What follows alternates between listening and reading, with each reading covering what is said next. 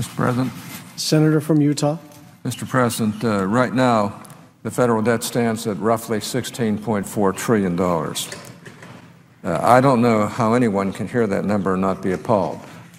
Nor do I believe there will be over 10 years $2.5 trillion in deficit reduction. In fact, I don't see any deficit reduction, except perhaps bringing our soldiers back, but that's not particularly deficit reduction, since it looks like we're going to have difficulty maintaining the military with the strength that it's had in the past. Now think about it, $16.4 trillion. It's incredible. The federal government is currently operating with just $25 million of so-called headroom underneath the statutory debt limit, which, to be more precise, is $16.394 trillion.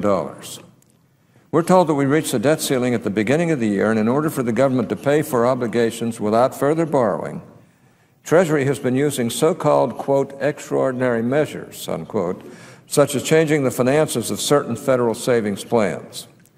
Sadly, the use of such measures has become the norm under this administration and under this Senate majority, where budget and debt decisions are continually made through last-minute closed-door deals. Mr. President, I don't think the American people can stomach another cliff scenario. I don't think they want to turn on the news and see another clock counting down to the latest in a string of perfectly avoidable crises. There is a better way to legislate. I'm not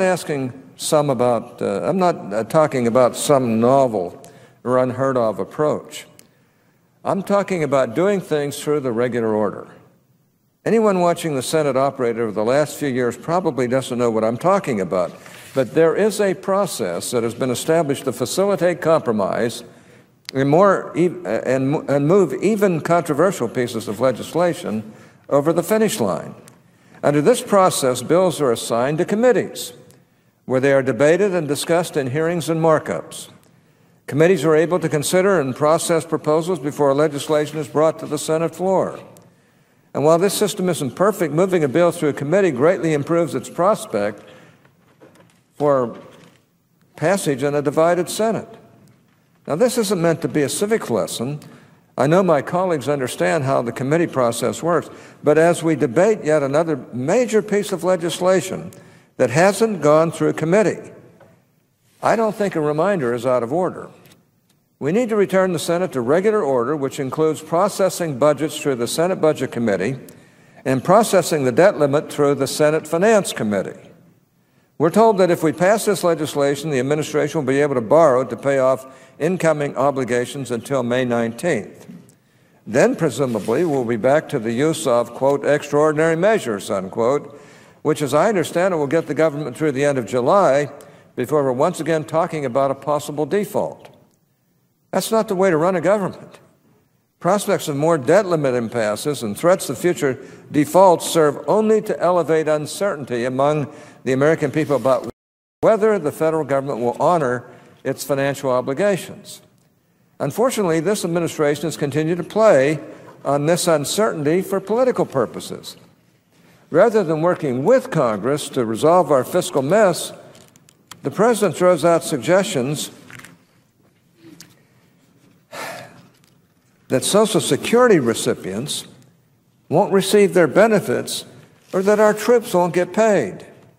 Indeed, it seems that the President is more interested in engaging in political fights and manufacturing straw men than he is in eliminating threats to the financial security of our nation's seniors and our troops.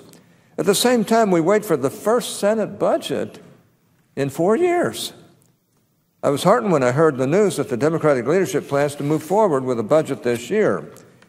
However, I am disappointed by indications that no effort will be made in the budget to rein in our unsustainable entitlement programs. I know that is not true because, to borrow a phrase from the President, we can't wait. Entitlement reform cannot wait. Even the trustees of Social Security and Medicare have stated that the entitlements are unsustainable and they urge quick action.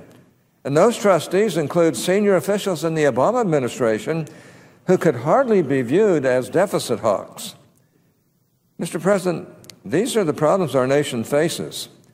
Our fiscal and economic well-being literally hang in the balance of these debates. And if the Senate is going to be up to the challenge of fixing these problems, we're going to have to start doing things differently.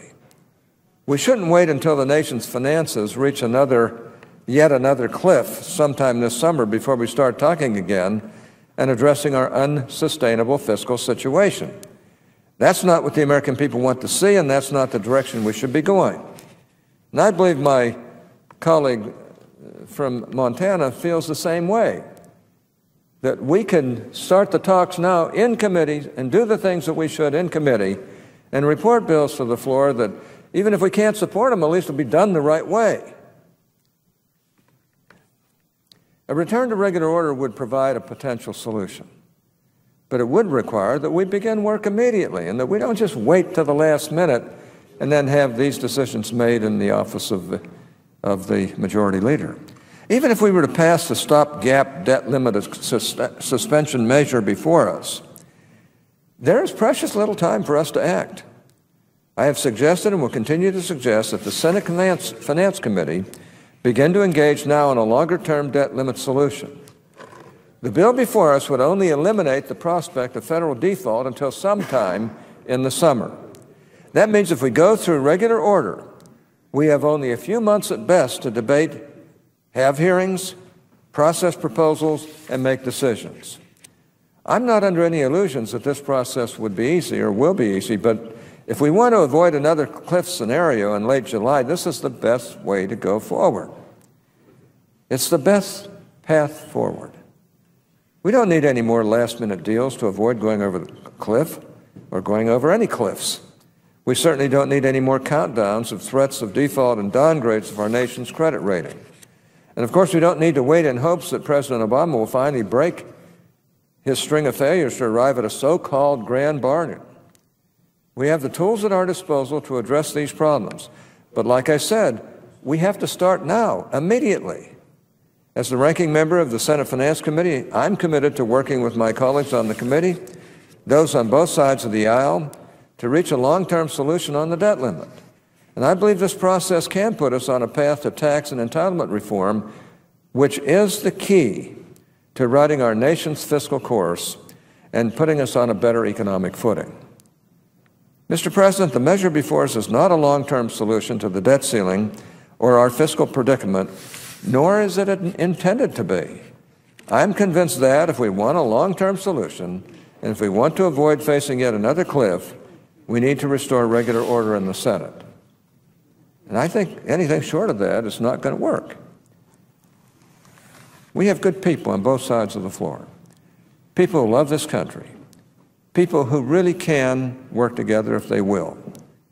We have committees set up to take care of these problems, but they're being bypassed.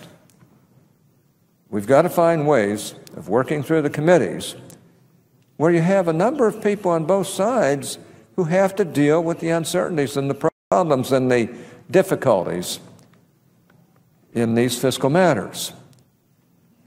I have confidence in our chairman and his leadership, and I know this is not his fault. I think he would prefer regular order, as would I. It puts a lot more burden on us as committee members, but that's where it ought to be. And we ought to be able to face these problems, and we have excellent people on both sides on the Finance Committee. And I would like to see the Finance Committee do its work and have the confidence that really we ought to have in it, and get this done in a proper manner, in the right way, before we have to go off a fiscal cliff again, or before we have to be faced with a fiscal cliff. Mr. President, I suggest the absence of a quorum.